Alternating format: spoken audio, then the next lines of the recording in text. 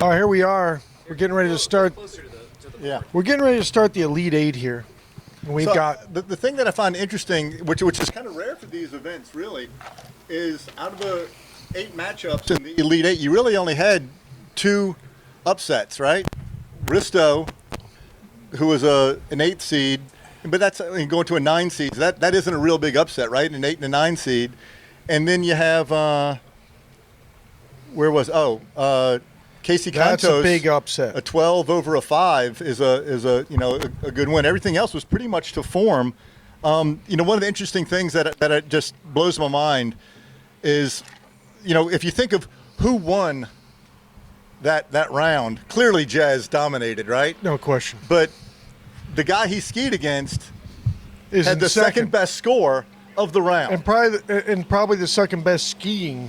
Yeah, I mean, looked great on his ski and everything. And, he would have won this matchup. He would have won this matchup. He would have won this matchup. He would have won this matchup. He would have won every other matchup. That's right. And he goes home. He goes home. So it's kind of one of those crazy things about head-to-head skiing that it's happened to me. I'm sure it's happened to you where, you look at your score, you win any other matchup but yours. Oh, yeah. And it can drive you crazy. But, Joey Blakely, for personally, he may be going home, but he's going home with some confidence. Chin high, and knowing that, hey, I can hang with these guys. I'm a threat to win this just like anybody else. No question. And you know what? Had he hooked up at 5-ball and gets out the gates at 6, who knows? Maybe he gets a full 2 or even more at 41, and all of a sudden, Joey Blakely not only gets a PB, but he might end up walking away from this competition with the best score of the whole thing. I mean, he was essentially one turn away from being in the mix for the best score in the whole thing. And he'll be the first to tell you that it was his lack of experience in skiing these things, and that probably cost him there. You know what he said to me, and it's something I think all skiers can identify with. He said, "Well, I came into 5, and I said, I've got this." And I said, those are the 3 words, the Achilles heel of every single skier. Right. I've got this is just not, that's a killer. All right, so we here have we go. Kykendall. Jazz letting Kykendall go out first. He looking to be the chaser here. So would you rather be the hunter or the hunted? Golly, there's so many factors that go into that decision. In that round, I chose to go second because Mark hadn't been skiing his best. I figured that there was a chance, he was going to go down at 38 or get, shallow 39. So I could possibly save some energy, and luckily the strategy worked out, and it gave me an opportunity to mess with my ski more and try some different things. If I'm not mistaken, I think these guys are coming out at 35 off. Yeah. Yeah, so they're starting 35 off the dock, which is no joke. Yeah, well, and you have a lot of people making adjustments to their skis between rounds, so now it's an adjustment at 35 off, off the dock to go with. Yeah. So it definitely picks up the intensity a little bit more.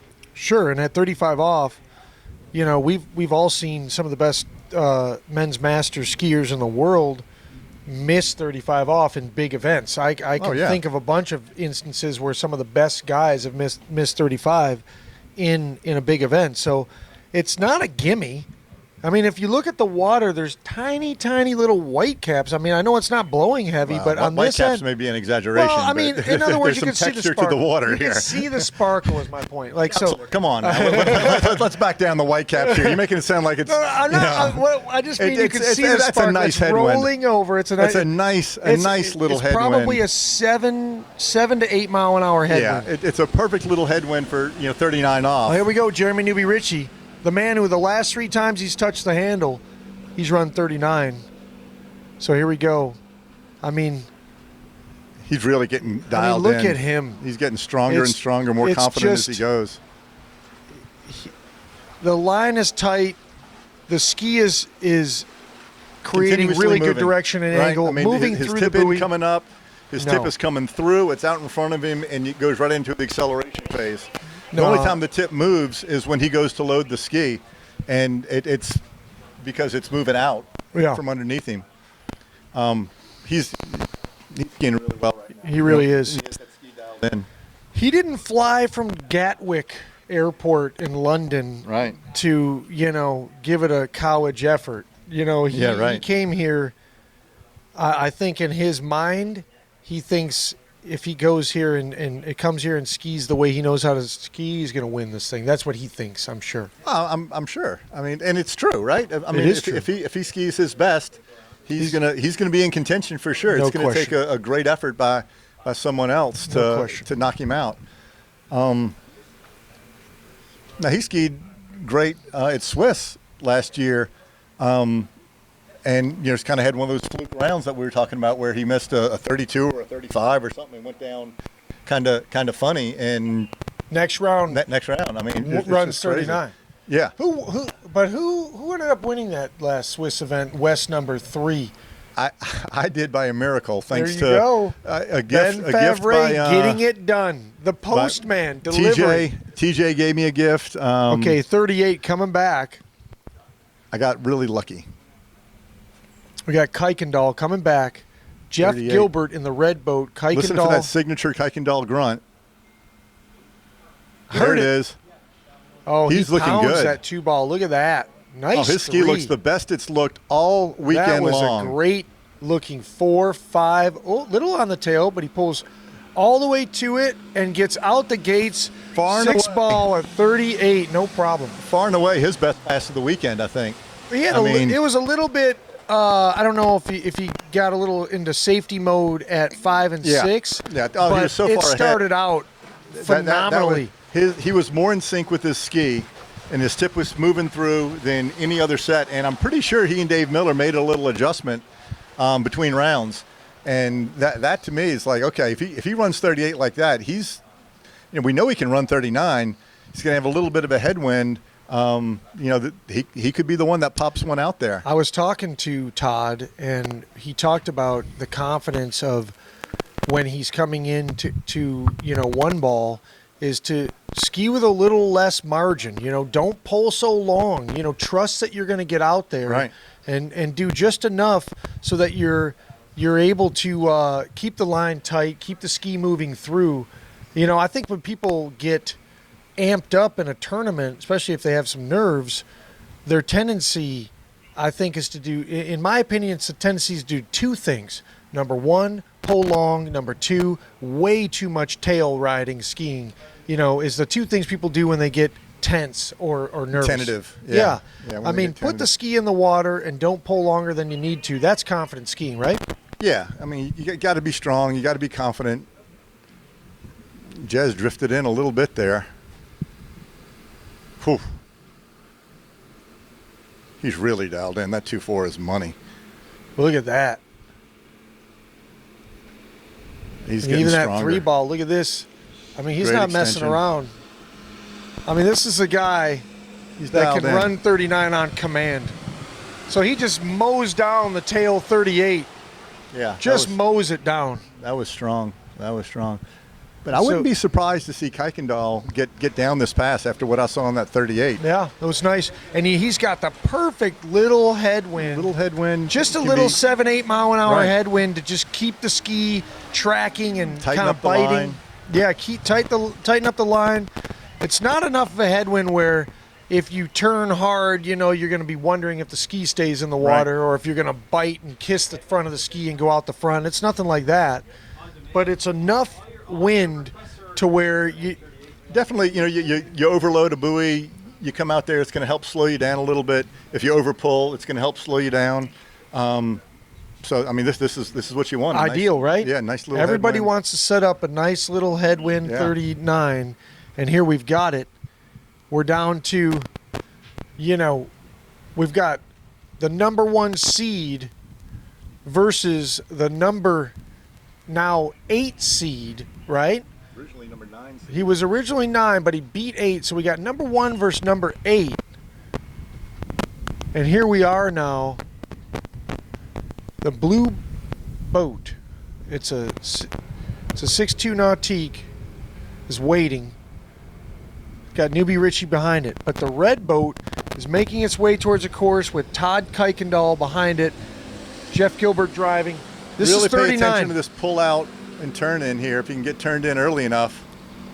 A little late, but he's in it. Not a bad one. A little on his tail. He's pulling to 3, though. He can get around 3. He may get to 4. He's in the fight. He's in it. Oh, man, you know what? He explodes at 4 ball. I don't know if his back leg or, his leg hit the buoy and that what caused him to skip out. But he was, that's his onside turn. He makes that turn. He gets over to 5. He's out the gates. Yeah. Well, that was a great fight, though. I was impressed with the effort. He turned in a little late on his gate, so got him on a down course line. But he managed it pretty well. He really did manage it well. 3.5 out of that. So now he's forced Newby-Richie to have to do some real skiing here. He has to get a full 4. You have to be There's committed. You can't safety turn your way through 4 ball not at 39 off. You have to be committed to, if you're going to get anything past 2 ball, you have to really go at it like you're running the pass. Sure, I agree. You got to have a good pull out. You got to have a good gate 1, and you got to turn 2. There's no safety turning 2 if you want to get to 4 past 2. And now he needs to get a piece of 4 ball. Yeah, but the way Jez is skiing right now, I think he has a lot of confidence. Short of the ski, coming out of the water or something. Well, I don't see his ski coming out of the water. I mean, I think if his ski would have to kind of dive underneath him on his offside turn and get the ski stuck behind him or something like that. His 2.4, he's so rock solid that I don't see anything happening right there with that. So I have to think that he's skiing with so much confidence right now that in power, I can't imagine him not motoring this down. Is there anybody that sees, I'm up against Jeremy Newby-Richie, and then they're happy? This guy's as good as they get at 34 miles an hour. All right, leaning away from the boat a little bit. Little late, way late on his gate, actually. Little loose rope. He's got to battle it here. He needs a big 2 ball. Oh, he gets it maybe. Uh-oh. You have to pull all the way. Oh, wait a second. When did he? He ties. He does not advance. He ties. Did Kykendall just beat Jeremy Newby-Richie? Our number 1 seed. Did he? I believe so. That's my read from here.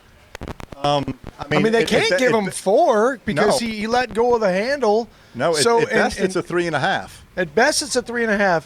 And he may not have gotten around 4 at all. Oh, they gave him 3.25. Kykendall moves ahead. Kykendall advances against the mighty Jeremy Newby-Richie. Are you kidding me? You saw what happened to Jez there.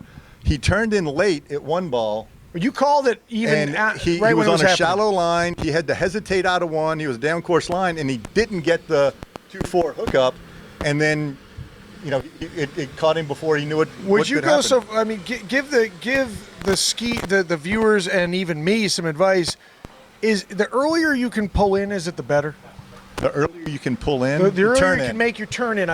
The earlier you can turn in, is it better? What I always say is, 38, 39, anticipate the gate at 38. You have to anticipate you're going to have to turn in not knowing if you're going to go in or not, and use your turn in and your angulation and knee movement to get the ski inside. And I think Jeremy probably, I bet you he'll tell you that, I got turned in a little late, drifted in a little bit, and didn't get that line he wanted to get out around 1 and get the speed through the turn. So Todd Kykendall from Oklahoma finds himself in the Final 4. Yeah. So and he was at the Final 4 at the tournament in at Swiss West 3. Well.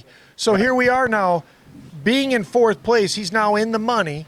Right. So he's got himself in a podium position because we're doing top 5. He's also in a money position. We should let him have the honor of marking it up. He's going to be proud of that one. Yeah, that's a big win. one.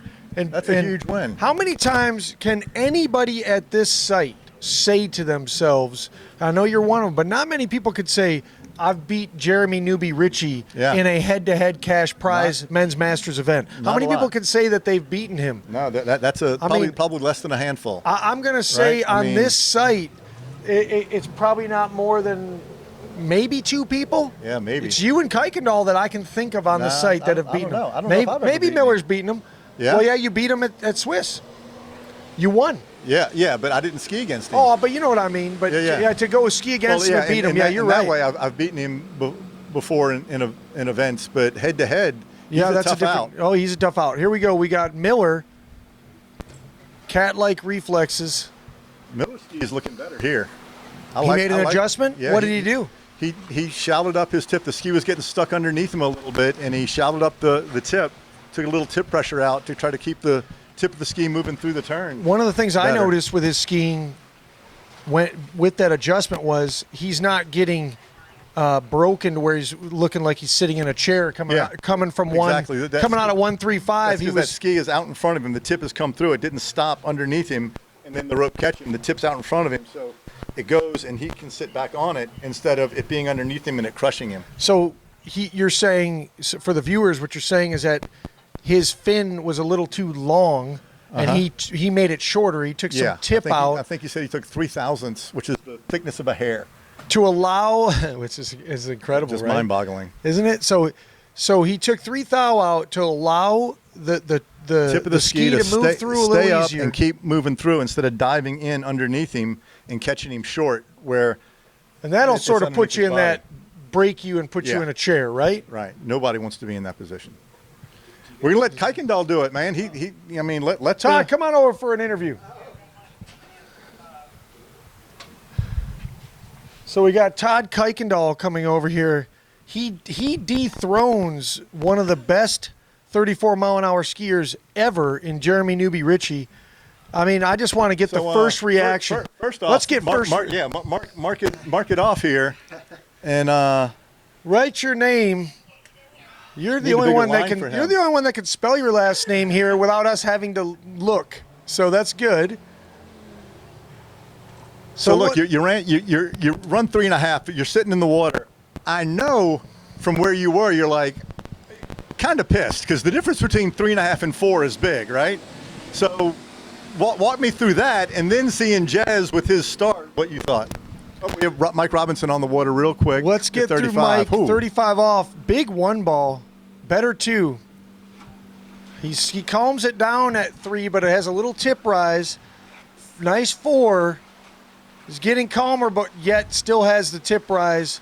But he's moving. The ski's moving through, and he had a nice 35 off there. Let's get back to Todd. So you have the frustration of the difference between 3.5 and 4, and a good start at 39. I mean, I thought you were going to get further down than that when you came out of 1 and 2, and then from that to seeing Jez tie you. Walk me through the emotions in that 2-minute stretch there. Yeah, to go back when I dropped in the water.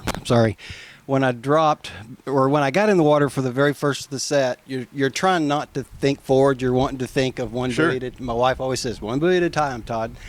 So I'm thinking about that, but yet I'm also thinking what I'm going to do when I get to 39. Sure. Am I going to stand up or go for it? And a couple of times yesterday, I felt like I had decent starts, but was just kind of wanting a whole buoy, just because we know how whole buoys are better than half buoys. But I just told myself, if I feel like I got a good start, I'm going to go for it. And I just jumped too much on the front to slow the ski down at 4. Yeah. So that's what happened at 4. And then obviously, I feel like I'm in Disney World. I've skied a good, and what can you say about Jeremy? One of the best in the world. Without a doubt. He's already ran 39. Up and down the lake. 3 times. 3 times, and probably to my advantage, he was possibly a little wore out from having to do back-to-back 39s. We talked about Joey Blakely doing a favor to the field on that one. Yeah. We've got Miller. Miller at Who? 38. Now, Miller made a change to your ski between rounds, did he not? No, he didn't. Oh, he didn't? I thought he did. I thought he changed your ski. I made one adjustment yesterday, and I haven't touched it today. Wasn't too It's a bad. bird that flew out of there. Yeah. So I just obviously felt very blessed, and I felt unfortunate for Jeremy because of how he skied so well. He's Right. just I hear you. truly one of the best. So Very good. But So you've got yourself in the Final 4. That puts you on the podium. That puts you in the money, and you're going to be going against the winner of Todd Johnson or Casey Contos. Real quick before we get to the next skier, what are your thoughts about that matchup, the potential matchup of either Todd Johnson or Casey Contos? Yeah, TJ is, well, they're both phenomenal skiers. I've watched TJ longer than Contos. TJ is so light on the line.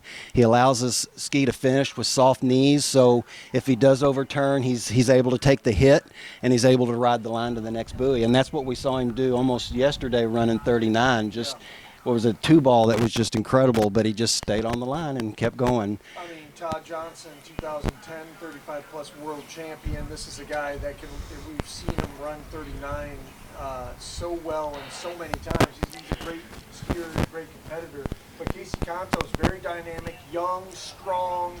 I mean, he's got a little bit more of a new school look out there. When you watch him, you say, wow, this dude can ski. So either one of those guys are going to be tough, right? I agree. I'm glad I'm not a betting guy, because I'd probably lose money. I'd probably pick the wrong one. It could go either way. Those guys are good, and you're going to have to go against those guys. And good luck to you the rest of the way here. Thank you, Bart. Congratulations on getting through Jeremy. That was great. Thank you. We got Michael Robinson coming back. 38 off the line. Oh boy, pops the handle around one ball. That handle went. It looked like it was trying to go over the trees across the opposite shoreline. He may have some sore forearms after that one. I mean, I've seen handle pops towards the shore. Wow, did that handle shoot out of his hands like it was coming out of a gun barrel. Unbelievable. You know what, we got to get the word from Jeremy Newby-Richie.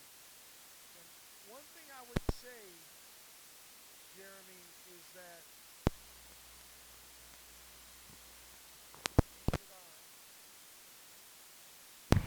there you go. Hey. The one thing I would say, Jeremy, is that beating you in a head-to-head men's Masters cash prize event is a major accomplishment. I know you wanted more out there. But tell us what happened. Walk us through your 39. What happened? I'm not entirely sure.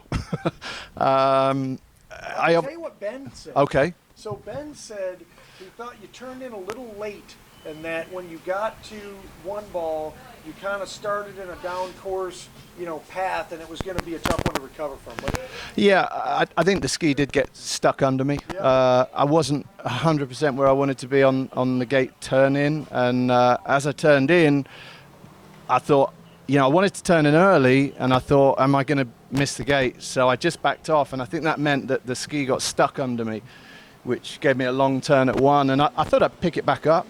Here, let's watch Dave. So we've got Dave Miller. He's already won this matchup, and he now is trying to get a shot at 39. Wow, does he get deep and take a hit at 2-ball? But look at how he gets himself right back in it. I mean, how many people can run? It looks like he's going to get out the gates. He runs 39 right there. I think most people would have popped the handle at 2-ball and not gotten through that. It's pretty amazing, actually. But he'd already won the pairing against Mike Robinson. So that those guys have settled their score. And here you are now.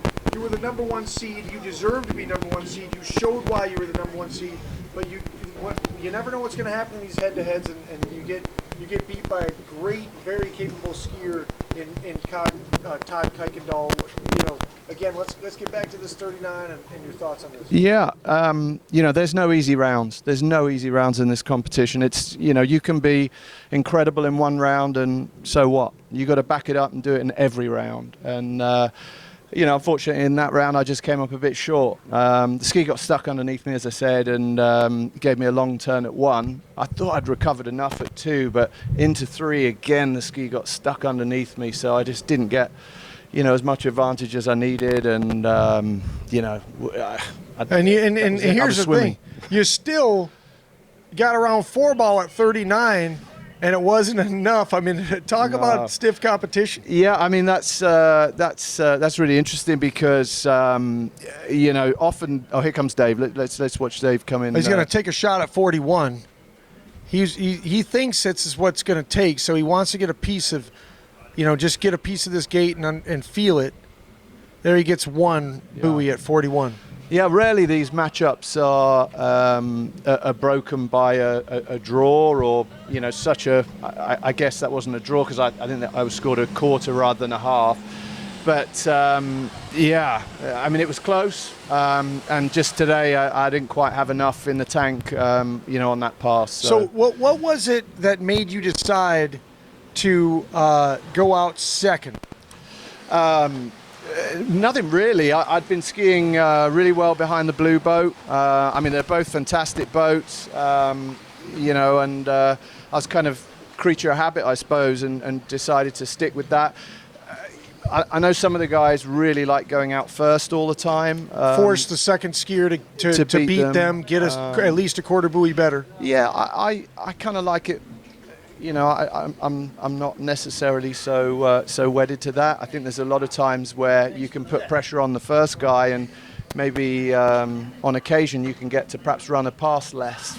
Yeah, you can save some energy. That's what Ben was saying. The same thing. So it's really about, do you want to be the hunter or the hunted? Yeah. But you know, you had a great tournament. I know you wanted more. We can't wait to have you back at the Swiss West 5 event. That's going to be incredible to have you. And honestly, it's an honor to have you at these events, because I do consider you one of the best 34-mile-an-hour skiers, not just now but ever. So thank you so much for being here, and can't wait to see you at Swiss. Well, thank you, and thanks to everybody involved in the organising of the event, and yourself, Bart, as well, of course. We got Todd Johnson coming back. Here he is, starting off 35 off the line. It's looking smooth as silk. Hey, here we go. We've got Dave Miller. Give us your thoughts on what just happened out there. I saw Robinson pops the handle. It was an epic handle pop. Robinson just gave me a gift is what happened. So you ended up deciding after Mike pops the handle at one ball at 38, you decided to not just run the 38, but then to run the 39. I saw you get so deep at 2-ball. It looked like you came from the bottom of the lake, and then you take that hit and you get out the gates. It's run the 39, and even that wasn't enough. You decide you're going to take a chance at 41. You know, when we're trying to conserve energy, the one guy that that skis more than anybody we've all met is you, that can probably keep going and have it not hurt them, is you. Do you think all that skiing that you do in practice, you feel like you maybe have an advantage that you don't need to conserve energy like some of these other guys that maybe don't have that endurance like you have? Yeah, I would definitely agree with that. I mean, I honestly, I don't get tired. I could do 5 of these 539s in a day, and I'm fine. I mean, Can you it's tell just the rest of the world how to not get tired, because honestly, ski more. One thing you said yesterday, it was interesting. There is a threshold you said you can get over. When I used to work 35 out, off. Let's look at 35 here. We got Casey Contos, the new schooler, the young gun. He hits the gas hard at 0. He hits the gas right away, but look at how tight the line is. Good direction. Uh-oh. A little loosen on the tail out of 2, but right back in it. The line's tight. He's moving through. Coming off the dock at 35 can be a little bit of a wake-up call. But let's talk about this endurance issue. Is there a threshold that you get over where all of a sudden you can start skiing 2 sets a day every single day, or 3 sets a day every single day? Yeah, I mean, definitely. I mean, I'm 60 now, and of course, I've actually lightened up, even though you might not think so. I used to do sometimes 6-8 sets a day, and running 39s in every set. That was back, 5 years ago. The last 2 years, back when you were 55, you're running 39. Oh, yeah. 6-8 sets. I a do day. 6 sets a day. Wow. Yeah, that's incredible. I mean, should we call? Do we need to call Guinness right now and just bring them to the site? What you got to do is I get it where you fatigue and then you can't focus anymore. But the more you push yourself, and the more you do it, you break through that. It's like doing a marathon. You think these guys just start out running 26.2? Yeah. No, they don't. They work their ass off to the point where they can overcome the pain. It seems to me the human body is the only machine that the more you use it, the harder you use it, the better it performs. Exactly. Is there any other machine like it? Not that I know like of. that. But I think, for me, I ski less. I don't ski as good. I ski more. I get just more tuned. And actually, it kind of makes me a little lighter because I don't go quite as hard. So we got Here Todd we are. Johnson Johnson? coming back, Okay. 38 off. Nice one ball. Oh boy, really hits the gas on. Oh no! Oh no! No. What is going on here? Ben's got a gift. So Or is it here, Ben? so here we go. Todd Wait. Johnson does exactly what he was not. Who's he going He's against? going against Contos, and he gets. Oh my word! What was the score? 3 at 38. Is that the score? I think so. He didn't get across to 4. Wow. So now we have. That is very unusual for Todd. We have now Casey Contos needing to get a piece of 4 ball at 38 off to advance. I mean, was there a more? Is there been a bigger surprise in this tournament than that? Right I don't think so. Right there. I would say in this whole Biggest. head-to-head, that's the biggest shocker. Biggest upset. Yeah. Yeah.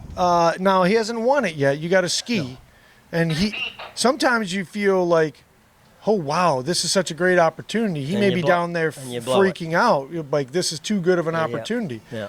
But I would have to say to see Todd. I mean, he came out of 2, and it was just the speed he had going from 2 to 3 was almost, uncontrollable. It's was just an unfortunate flaw that happened, and it happens to all of us. We've all you done get it. deep, and all of a sudden you get shot I out did of a it. gun. I did it at the Swiss event. What was I? I was skiing like Jeremy, smoking 39s, and then I turned ball 438, and I'm in the water. Todd Kykendall beat me. So, You're a good buddy. Yeah. How was that playing? How was that ride home? Fine, but Okay. he got a gift on that one, and I blew it. So, Well, here we go now. but He still anyway, has to ski. Here we are. Let's see We what got Contos, Casey will do. the new schooler, the young gun. He's got a nice aggressive pull out. He's got to get a piece of 4 ball at 38. 1. Pretty good 2 ball. Enough to get through it here. Oh boy, safety's 4 or 3 and gets up. Wow. Well, there you go. He gets a full 4, Yeah. advances, and I'm sure Todd is I very think- disappointed. I think he was skiing safe, and it wasn't the greatest way to do it because he almost looked like he wasn't going to get it. But Yeah, I did that in my yeah, round. you got to ski to win and ski to run the pass. Calls. I had 4 from the tower, the 3 from the boat. That does require both of you. But anyway, So great skiing, Dave. We're all impressed with your endurance and also your tenacity out there. You got a great attitude, and you're a great skier. So good luck the rest Thanks, of the Bart. way here. We'll You get should at write it. your name on there. We I should should, do I that. guess. Where is Here, that? here. Let's write your name on there. You're in the final 4, yeah. and here you are now. You are going to be going in the second grouping coming up when we get to the final 4. Todd takes over number 1 seed. Todd Kykendall is now the number 1 seed in this event I did not get because he beat Jeremy Newby-Richie. So I go against We've- Favre or we've got Contos, who's over there. Casey, come on over. First behind the blue boat. We- First behind the blue boat. perfect. Thank you. So let's just recap what we got here. We've got Todd Kykendall, and what's significant about this is he was the number 9th seed. Because he beat the number 1 seed, he now becomes the number 1 seed. So that means when he goes against Contos, even though Contos was higher seeded, Kykendall gets to actually pick whether to go first or second or what the other one. Well, he's the new number 1. So how does it feel to be Todd Johnson, one of the best 34-mile-an-hour skiers out there? I mean, that was phenomenal skiing. Let's get to that right after this opening pass by Ben Favre. I mean, Ben. Oh, boy. Oh, boy. Ben Favre going down 2 ball at 35 off. Wow. That's exactly what he did not want. And now we've got Don Aschenbrenner in a shocker. Don Aschenbrenner in a shocker only needs to get a full 2 at 35 off to beat Ben Favre. It's pretty unbelievable. Isn't that unbelievable? Yeah, it's now, like I'm Ben, sitting down there. I didn't even watch Todd ski, and they tell me it was 3 buoys. I'm like, you sure? I'm going to confirm that. 3 buoys, because I didn't watch it. I knew he was running it. I knew he was running it. But. So Ben wins West 3 at Swiss. He wins the whole event. Yep. And here he is now down in the water at 35 off.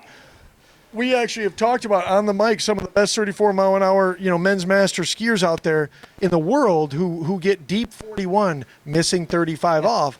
I don't know, if that was some type of, lightning bolt we sent through this thing, but he literally, it happened. That's crazy. I mean, anything can happen. Let's talk about your matchup, your round. You did what you needed to do. You got it wasn't. Yeah. Tell the viewers, I mean, it probably wasn't your prettiest skiing to get that for, but you did what you need to do. Yeah, just kind of trying to get a good start, get a good 38 going. I actually just moved my bindings about 20 minutes ago after the round of 16. Was it same, better, or worse? I think better, yeah. I was falling back a lot earlier today. So you moved them up? Feels better, yeah. You moved them both or no, one? I moved them back, actually. Oh, you moved them back. I was compensating and falling back. Oh, I see. So now you got yourself going against Todd Kykendall, the new #1. Yep. Any thoughts on that matchup? It'll be fun. We had a head-to-head in California that went down to half a buoy as they usually do. So let's watch Don here. He's got 1. He's got 2. He's cruising. Well, that's it. Here you go. He's advancing. He's going to go ahead and run the pass. Now, are we going to be able to get Ben back on the mic here, or what are your thoughts about this one? He's quite a competitor. I don't think he's too stoked about what just happened. I'm not going to ask him. You can ask him I'm as the organizer. I'm not going to ask him. He's probably very upset. But right. I got to tell you. It's upset city today. But here's the thing.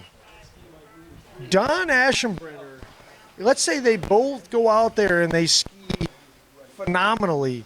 I mean, Favre's one of the best. He could still lose to Don. Don won this whole thing last year. He was the most. In other words, there's no shame in losing to Don. Absolutely. He consistently ran 39, I don't know, countless times last year. So. Is this just me sort of compensating since I lost to Don? This whole narrative is me trying to make myself seem a little better. I see you wrote your name in bright red to make sure it pops against Don. I was against Don. Do you notice I put mine in all uppercase capitals?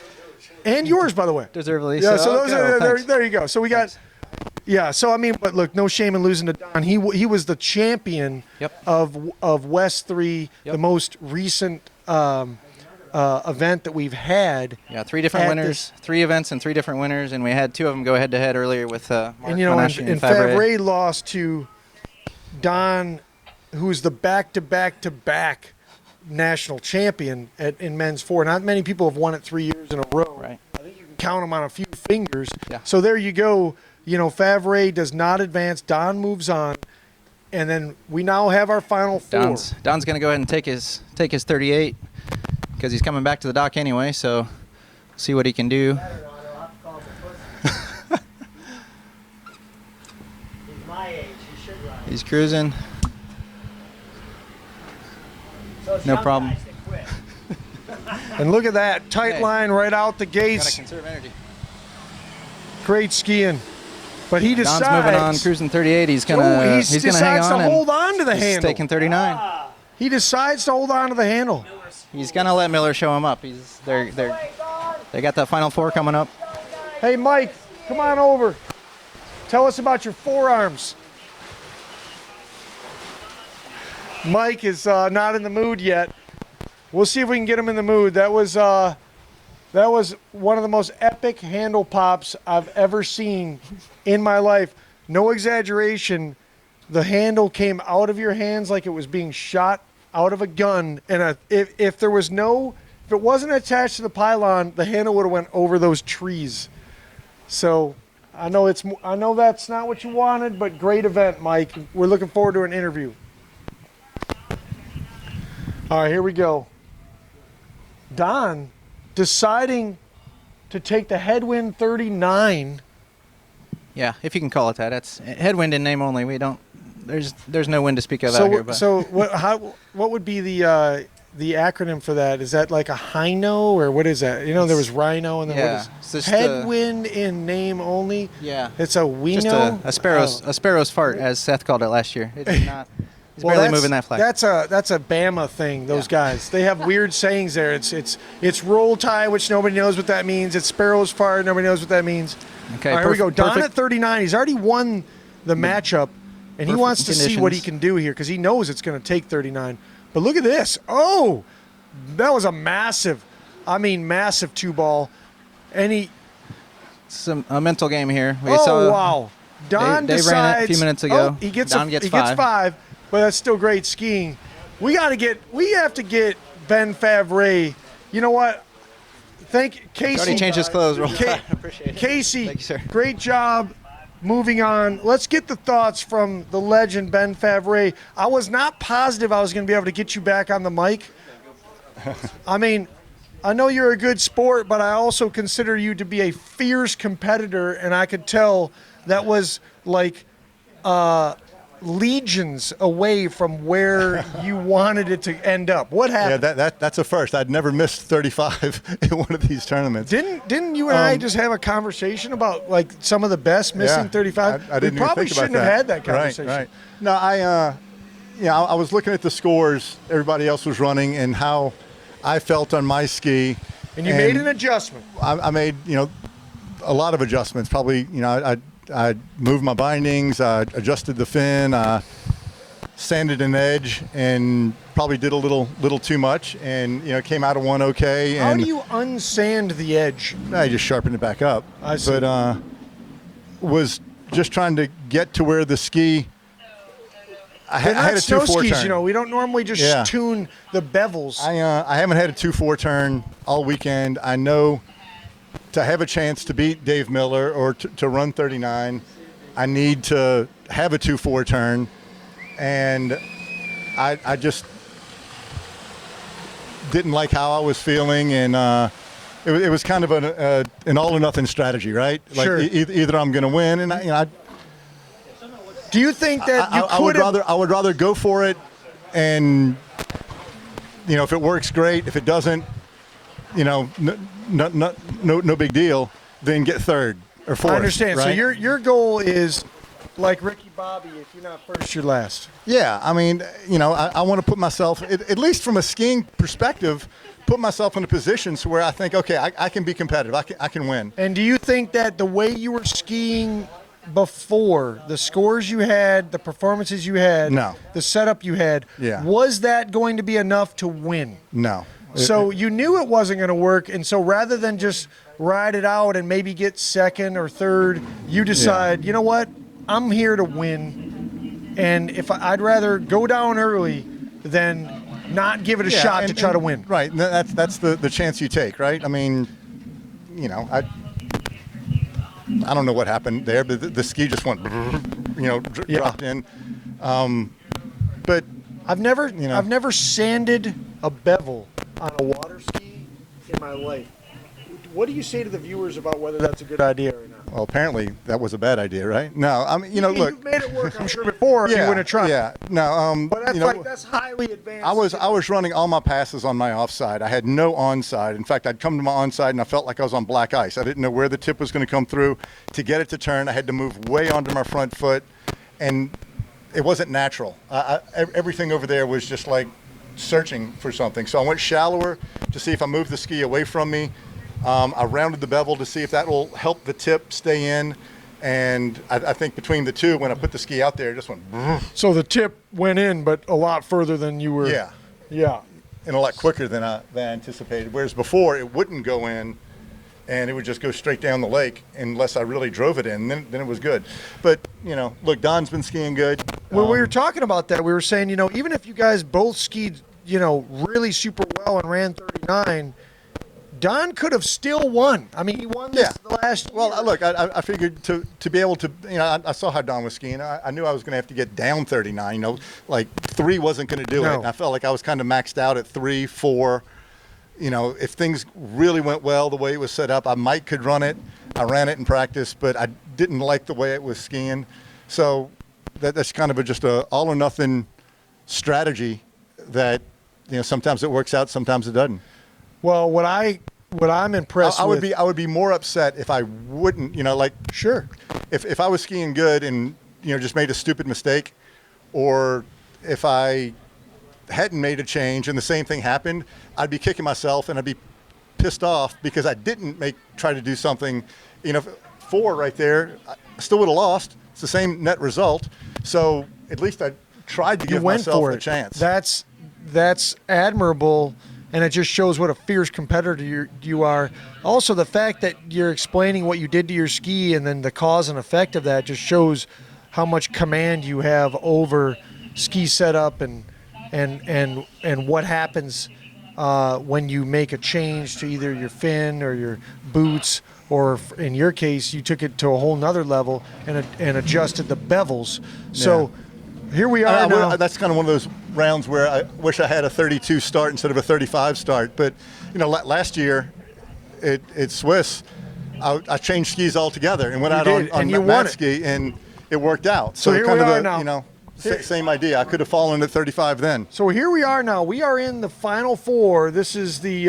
So I think this is going to be you're going to have a first-time finalist coming out of the top half of the bracket, right? Kykendall's never been in a final. He's now the number 1 seed. Right, and I don't think Casey has ever been. He's been to a semifinal, but I don't think he's ever been to a final before. We're going to have a first-time finalist. We've got Kykendall pulling out on his good XTR. Looking smooth and confident there. 35 off the dock. So who do you have here? Based on what you've seen so far today, who do you like in this matchup? It's a very tough call, but I have to say, I heard Casey talk about just making a ski adjustment, which means he didn't love the way his ski was performing. It was getting stuck. I think he said he moved the boots back. I don't like to see that this far into a tournament. I just saw Kykendall have the best 38 that he's had all weekend, and then get around 3 or 4, at 39, and he was off to the races there.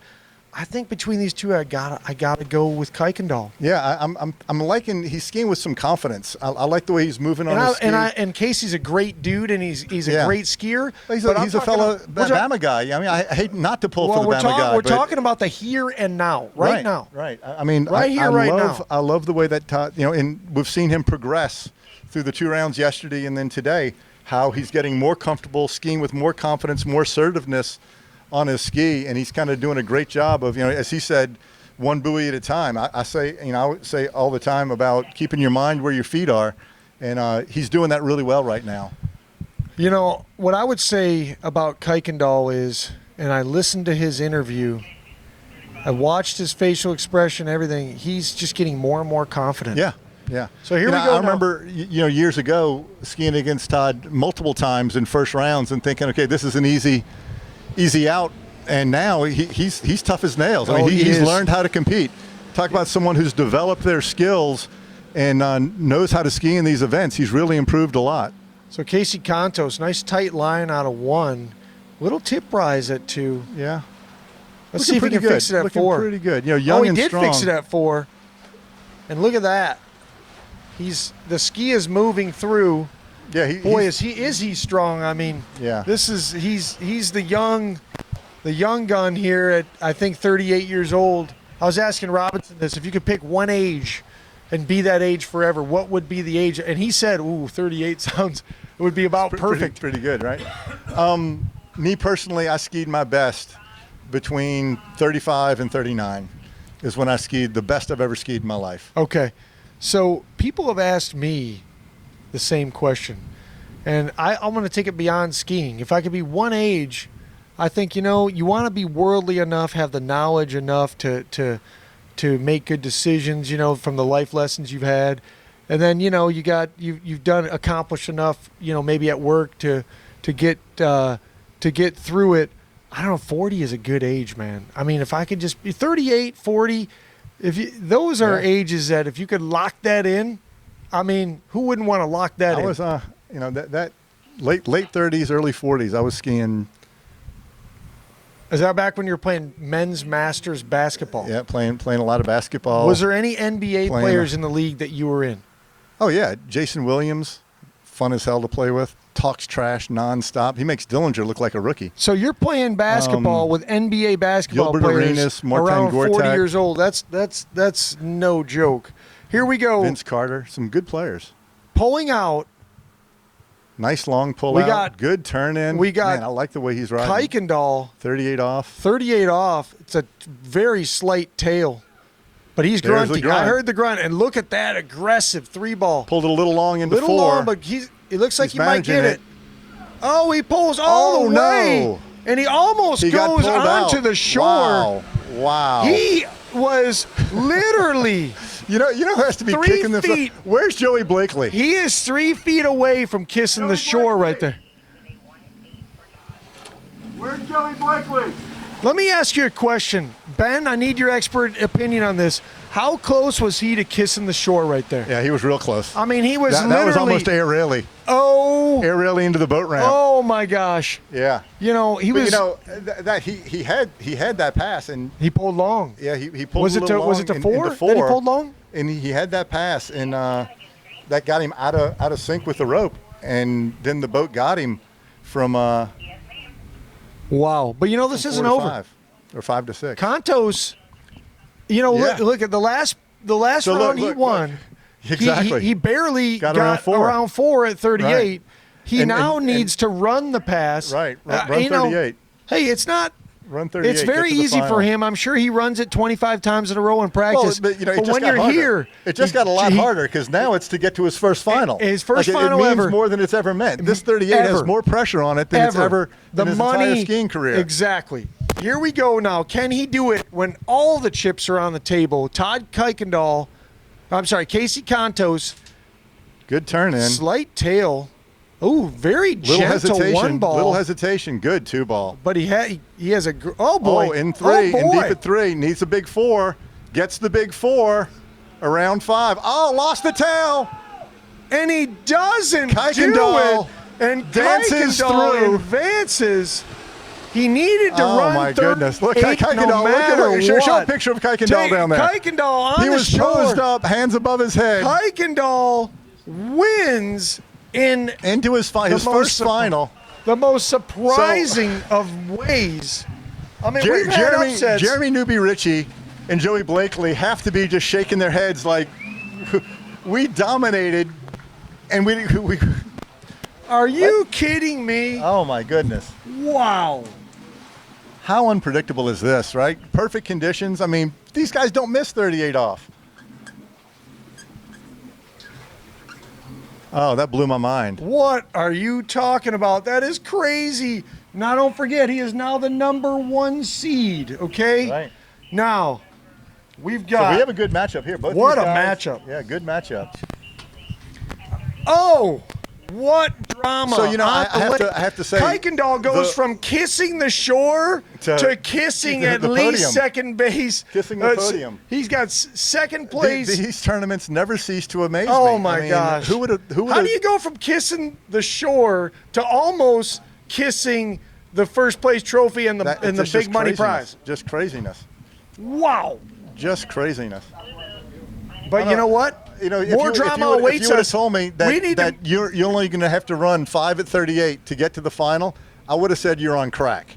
There's no way you're going to get to the final by running Crack is whack. a pass at 30. No, not even finishing a pass at 38. Right?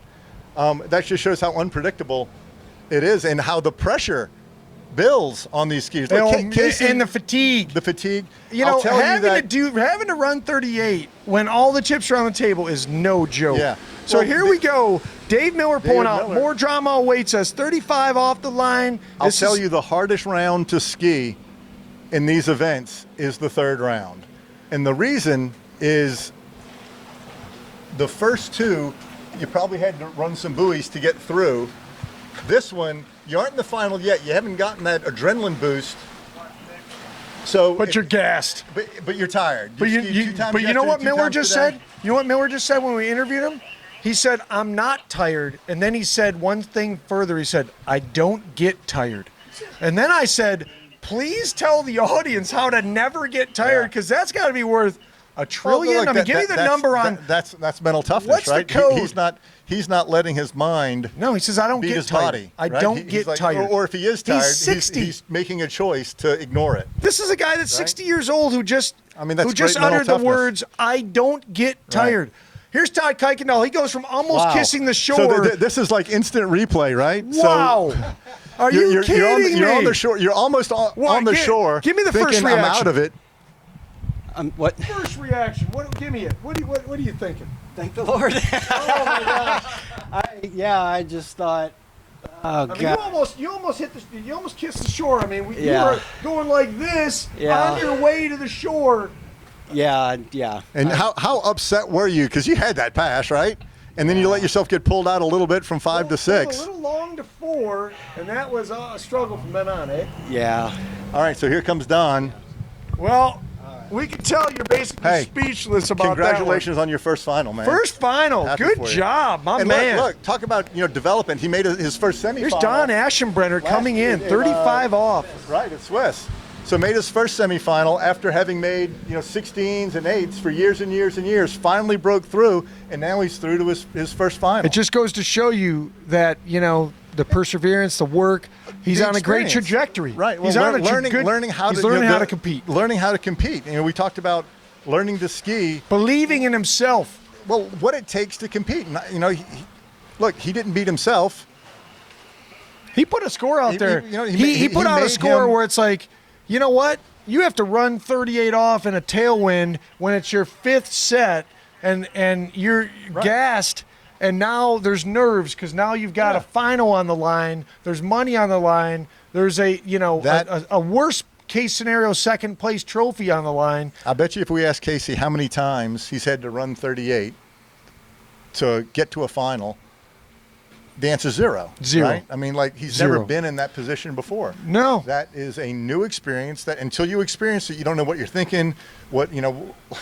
Like down there, he's probably thinking, oh my God, I just have to run 38. And I'm in the final, my first final. Oh my God! And you start thinking about all those things. You get caught up in the moment. Yeah, you get caught up in the moment, and it's real easy to do. I mean, I'm not, So what does he do? What does he do to happened to rebuild? everybody. What does he do to regroup, rebuild, and come back better, You know, stronger? He's going to learn you said, from this. You never lose, you learn. So you either win or learn. Right. Right? So what does he learn? Is okay. Next time, I just got to calm myself down. Treat it like another day in the office, right? Yeah, I mean, he runs 38 what do I every need day, to- all day. Come on. Right. Okay, here we go. Coming back in. Who's got the blue boat? Is it Miller. Miller. Okay. First out. Here we go.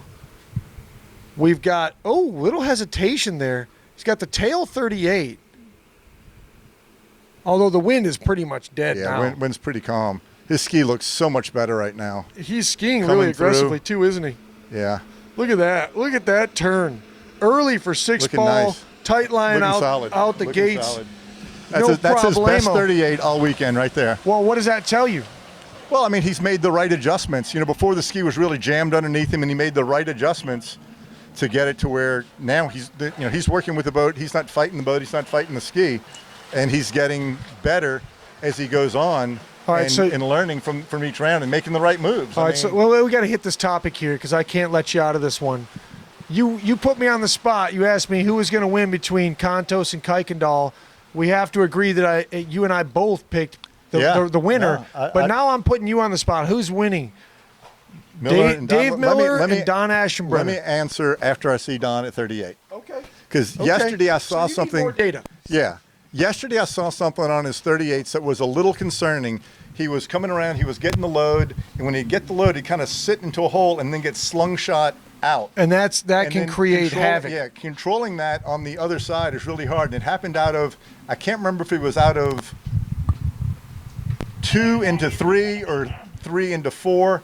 But he kind of got into that hole and then got slung out, and it pulled him up and over the ski Well, don't more than forget, he could handle. Don't forget, Don barely runs the 38 in the set that he runs 39. So, I mean, he was able to fix it.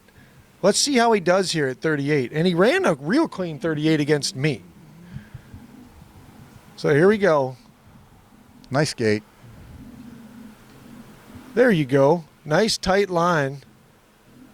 Don.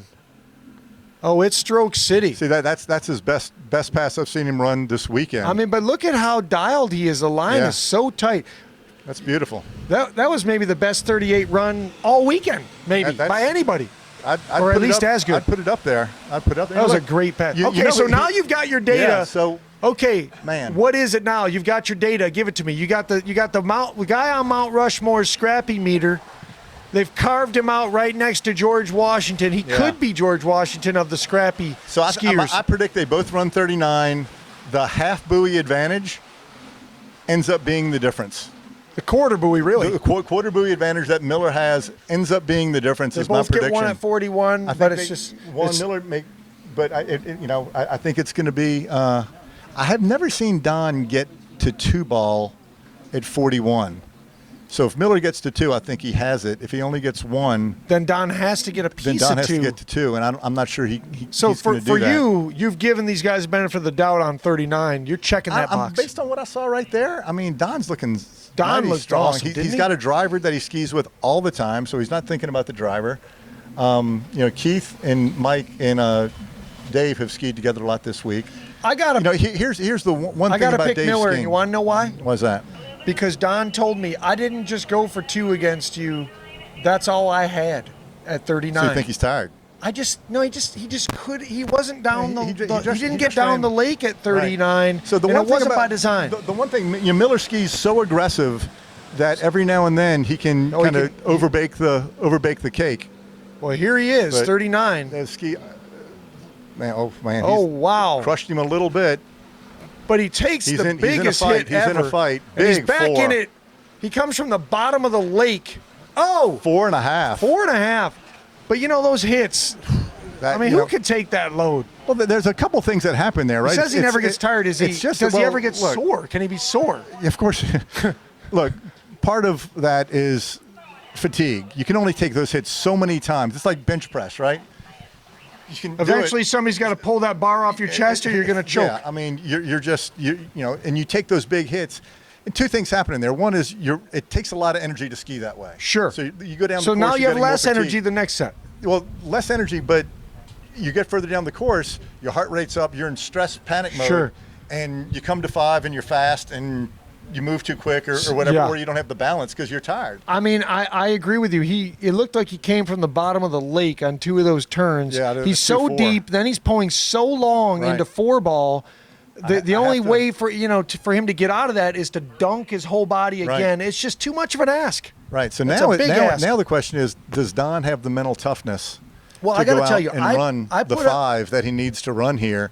You know what? I'm sticking with my prediction. I love Don. I told him down the other side of the lake, I said, Don, I love you, but I really want to beat you. But after he tells me, he gives me the intel that I need. I will call it inside information. He gives me the info. He says, I only got 1 at 39. I got crushed out of 1 ball. He goes, I'm glad you didn't get 2 because I wasn't going to get more than 2. Right. Now, maybe he can right the ship. He went out and ran 5 a minute ago, right? So well, but that's a lot of skiing. We'll see. Can he get it? I'm sticking with my prediction, but I do think Don definitely got some work. Don's a beast. We'll see.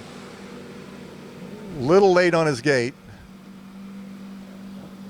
Not bad 1. Pretty good 1. Stood up 2. Miller advances.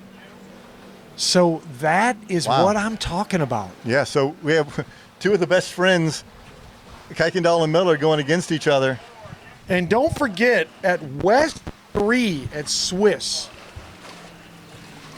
Kykendall ousts Miller. You may have forgotten that. Yeah. He beats him.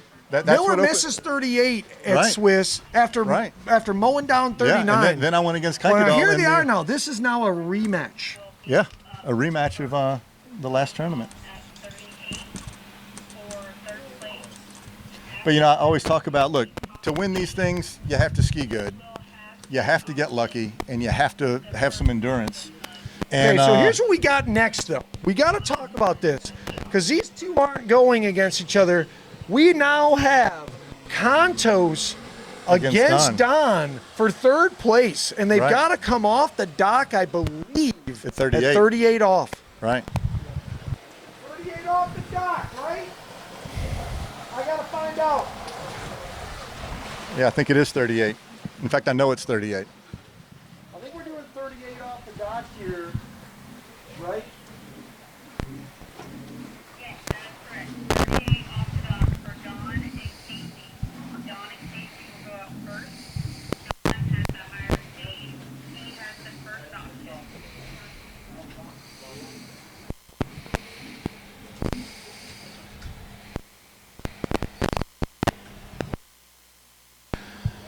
So Don, coming back from the other end of the lake, is now faced with the challenge of having to start at 38.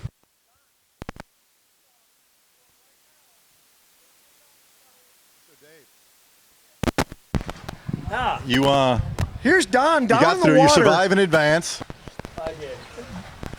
38. I was worried. 38. Yeah, 38 looked great. Yeah.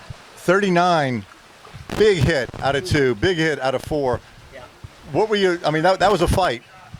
Yeah, I mean, you know, I was getting a little bit behind my hips were behind me going into 2-4. When I do that, I tend to drop in hard. I got to keep those hips up going through the wake. Yeah. I'll fix that if I can do that. Amazing performance. I want to get to this do a deep dive in this interview. But first, we are starting the third place finish here, the bracket where Don just gets done with 2 at 39. He has to now start at 38 off. Yeah, I don't think this is a big deal because it's like a practice set, right? Oh yeah. Yeah. Oh yeah. I mean, how many? Let's see. Said the guy that just missed 35. 4, 5. They're now in their. So let's see. 1, 2, 3, 4. He's now in his 5th round. Yeah.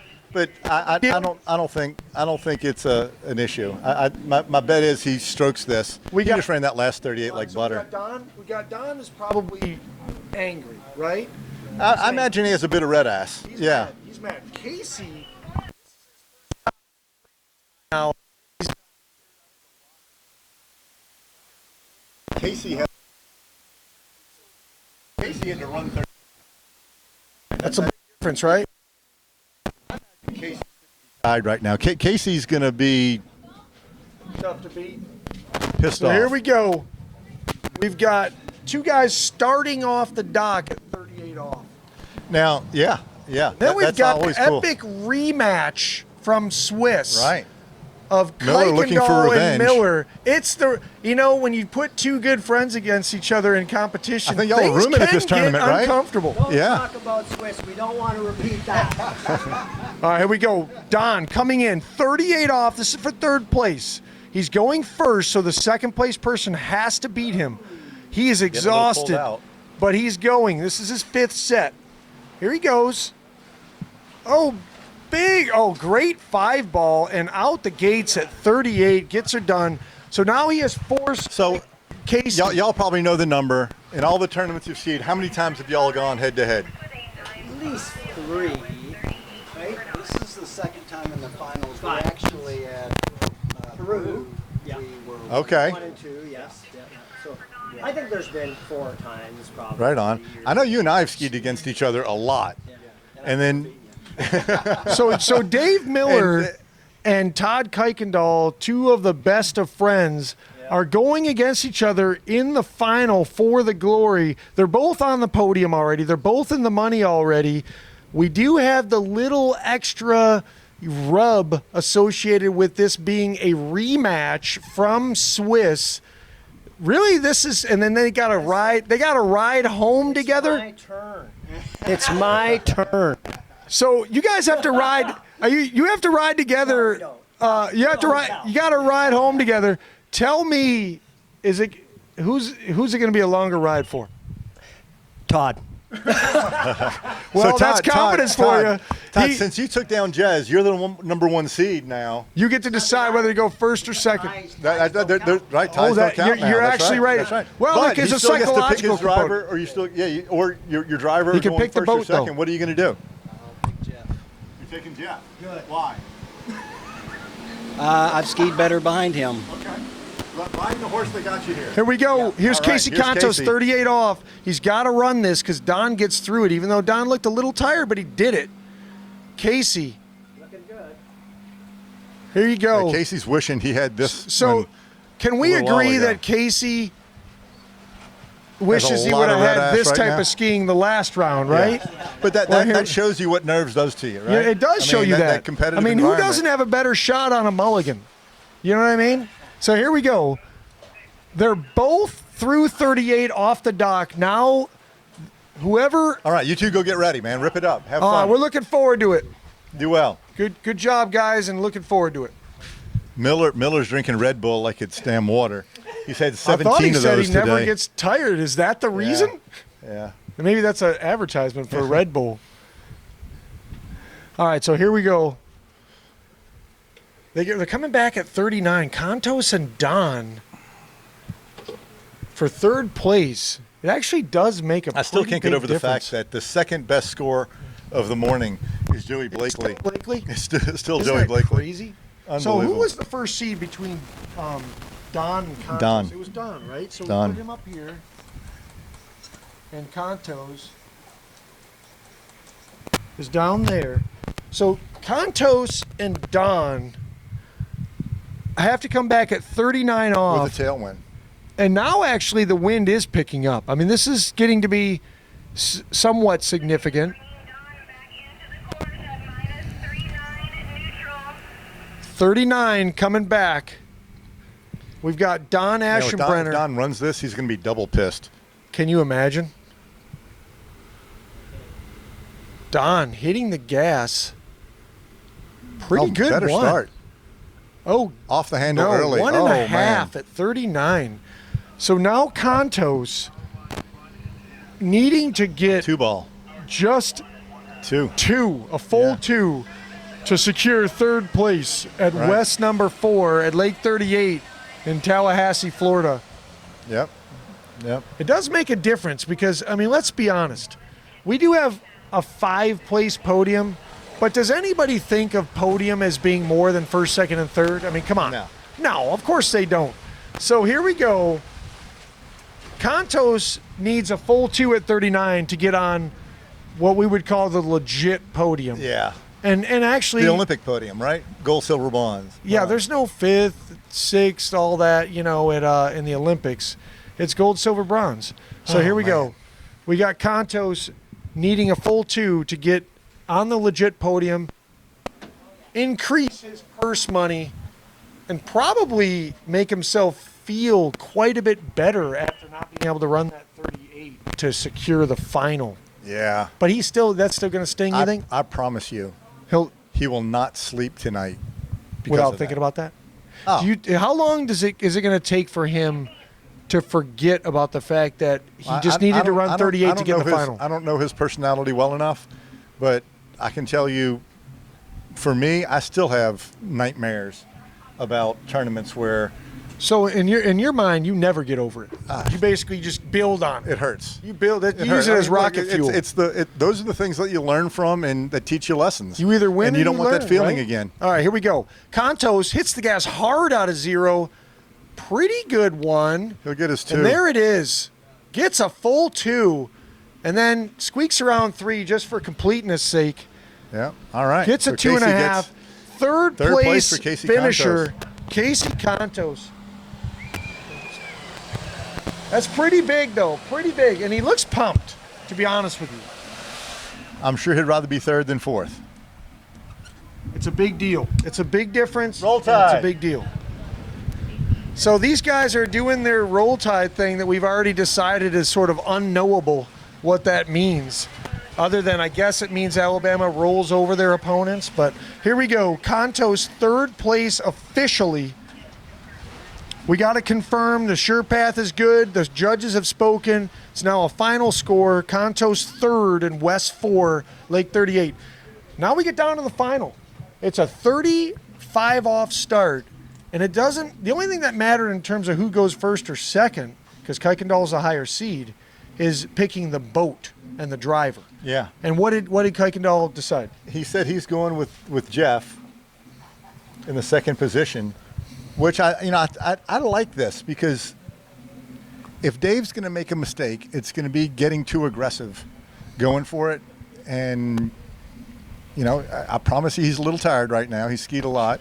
Well, he he's said taking he doesn't get tired. Yeah, well, he can say that all he wants, but the fact is, Human physiology you is take what it hits is. like that, you're going to get tired. Okay. Right? I mean, Well- that's just the reality of it. And he's burning a lot of energy on those 39. So Sometimes what we think and what he has our to go out at 38 right now. Does he overcook it and get too aggressive? And he's going out at 38. So you can't. is it 38 or 35? 38. 38 start. I think in the finals it might be a 35 off start. 35? Yeah, that's only Then why for did the other third guys- place because that's third place. Now we got to Okay. get down to it.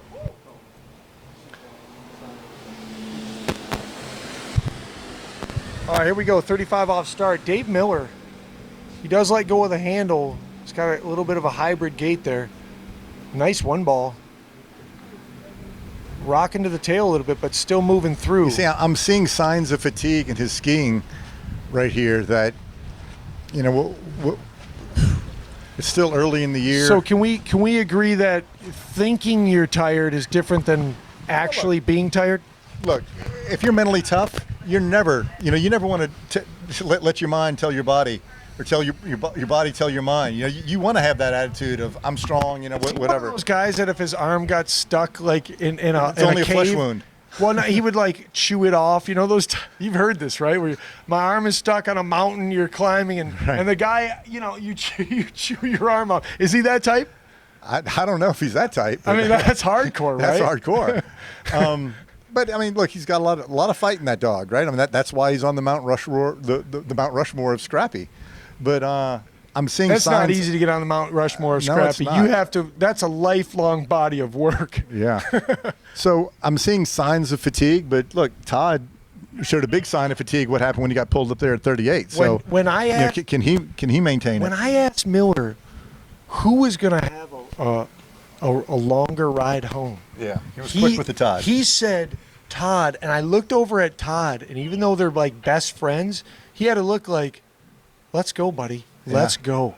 Like it was, we almost needed a Dana White kind of like we're gonna face him off. Todd's a competitor. That was he he didn't say a word, by the he's way. a He said, football "Okay, coach. we'll see, yeah, see." he's a coach, man. That was you know? actually that was real right there. I could feel that build up right there. Yeah, Todd's in a position that All right, here we he go. really, in a big event with a big field, he hadn't been in too many times. Oh, I don't know that he's ever gotten in this field. Not in a West event. He's never been in a position to win the whole thing. I mean, maybe down in Peru or something like that. They were talking about. That's one thing. But in a West event, he's never been this far. This is a big deal. And boy, he just stroked that 35. That was nice. That was nice. I mean, the confidence for him hasn't seemed to wane at all. Well, you have to think that this is a matchup that he's comfortable with. He skied and he's beaten him before. So he knows, and He did. Most recent time in the matchup, he beat got him. through two matchups that he didn't think he was going to get through. Now So he feels like he's playing on house he's playing money. on the house's money. Yeah, he's playing on house I mean, money who right doesn't now. love gambling on the house's money? Man, he's totally playing with house money right now. It's incredible. So This is a good time to thank Good Ski Technologies, our title sponsor. These guys are so supportive of every big event, happening out there. Oh yeah. When's the last time you've seen a national championships that wasn't sponsored by Good? I don't remember one. I mean, Not they've in the last 20 years or no, so. I mean, if it wasn't for Good, a lot of this stuff wouldn't be happening. They're making amazing products, and everybody knows that Dave Good revolutionized the sport with the advent of carbon fiber. Anybody that suggests otherwise, it just doesn't have a keen understanding of how the sport has evolved. I mean, Dave changed the game with that carbon I'll fiber. never forget doing the ski test for Water Ski Magazine the first year the 9100 came out, and I was skiing for another company at the time, and I went to the national sales meeting and said, this Good ski is something to look out for. Is it going to change the game? All right, here we go. It was so fast and so dynamic, and that's actually the next year is when I got on it. Here we go. We got. Is this Miller pulling Miller out? at 38 Miller, off. 38 off. Let's see. A little stop and go there. But he seemed to get right back in it, Back in didn't it he? at 2. Backsiding it. Well, now he's ahead of Yeah, it. Way ahead of it. I mean, talk about keeping the line tight, no problemo. Out the gates So, at 38. What I've found over the years is, first two rounds you can ski good. This round you have that kind of energy letdown, But then you make the final, the adrenaline kicks in. Yeah, And you because have like a now new- it's like the main event, yeah, right? You have a new burst of energy because you know you're so close to the win. So all that fatigue you felt here, You got a can new trick your burst of mind energy. and You've relit you the power up. rockets. You Yeah, got I mean, the rocket fuel is replenished. That's what adrenaline does. I mean, adrenaline's a hell of a drug. It is. So, will Miller be tired after the event is over? Is that possible? I know. He said he never gets tired. I just I know- can't get over that comment.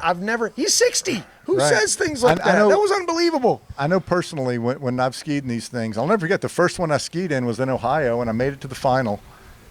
I got on the airplane and instantly went to sleep. Oh, yeah.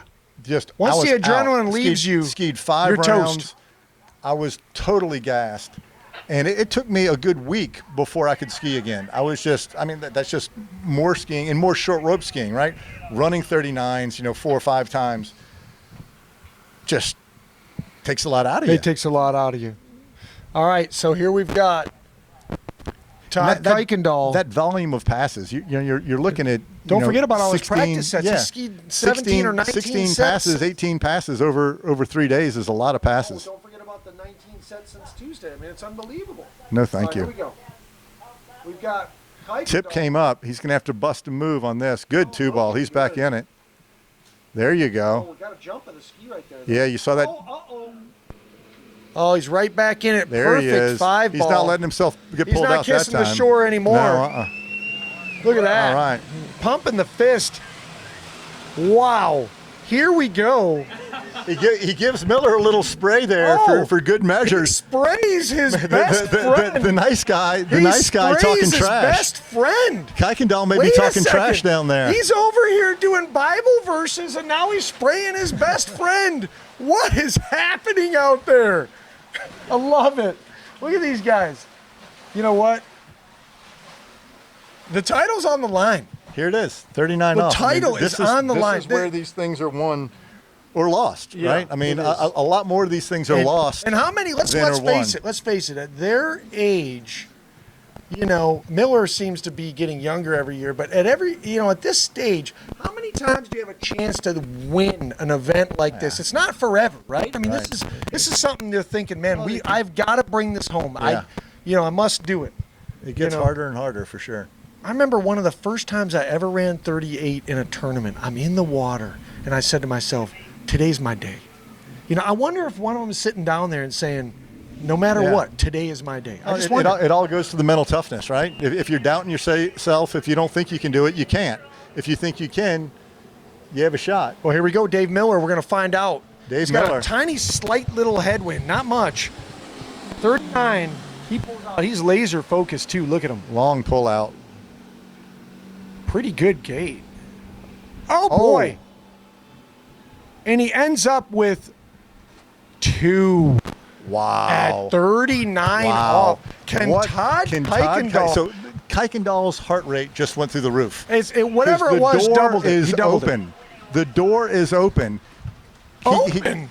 He got to 3 or 4 ball before, so can he bottle that magic again and get to The 3 door ball? is wide open, but here's the question. Here's the question.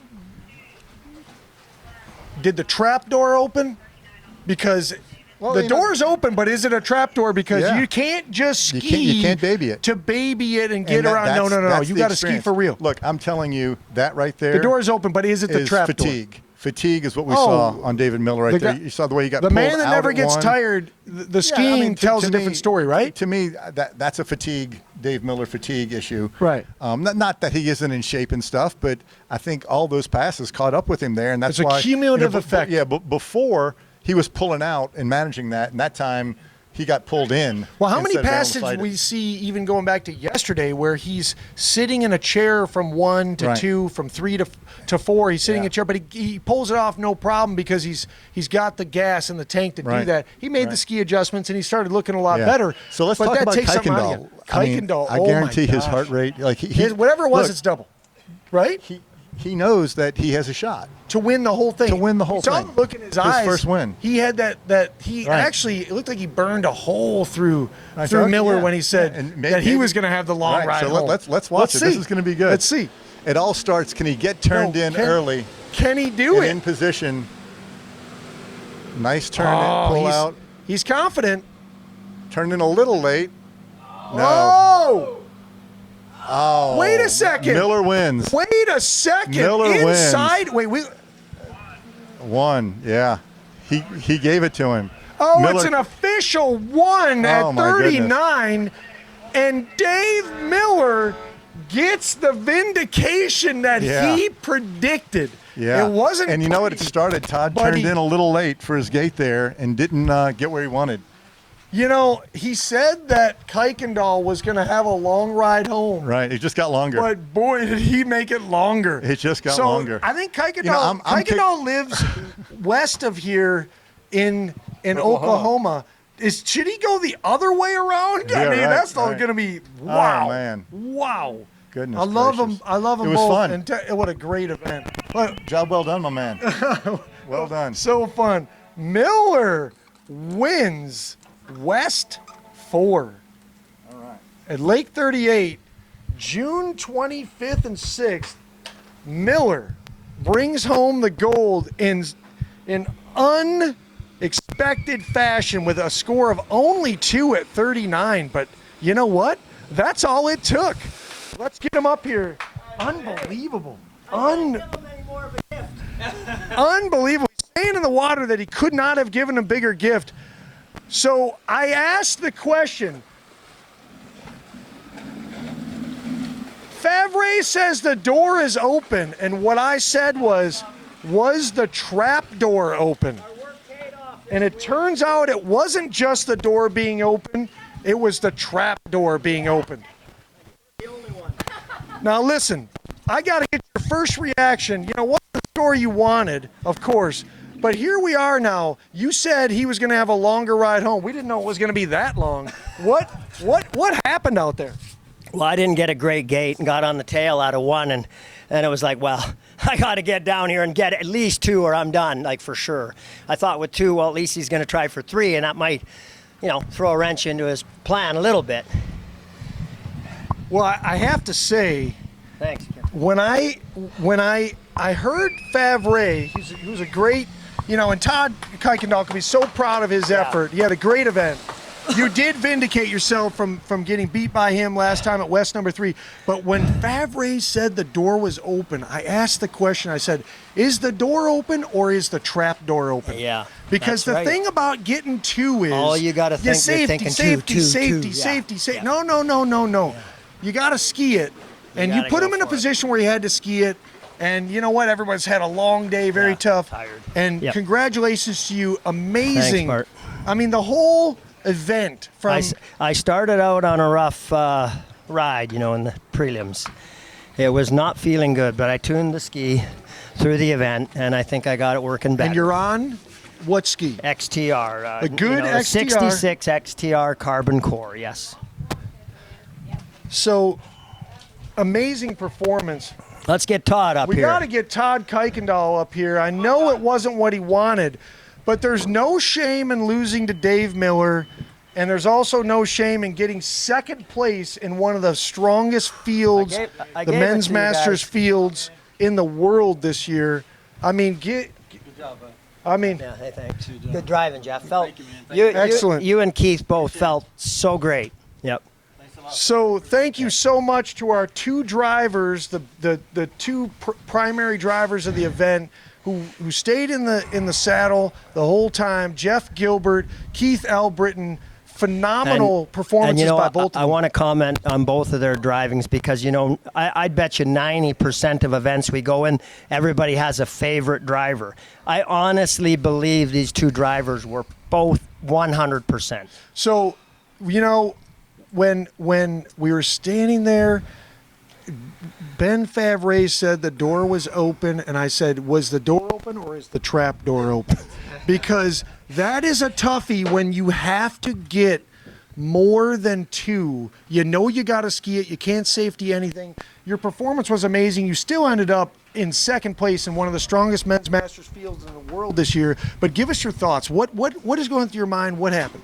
Well, first of all, thank you to you and TJ and Michael and Keith and Karen and the whole volunteers, drivers. Just everybody. It was a great weekend as always. But yeah, it was. I I'm in the water, and I know I just need to get to 3. But I mean, I was thinking you got to get high on the boat, get a good start.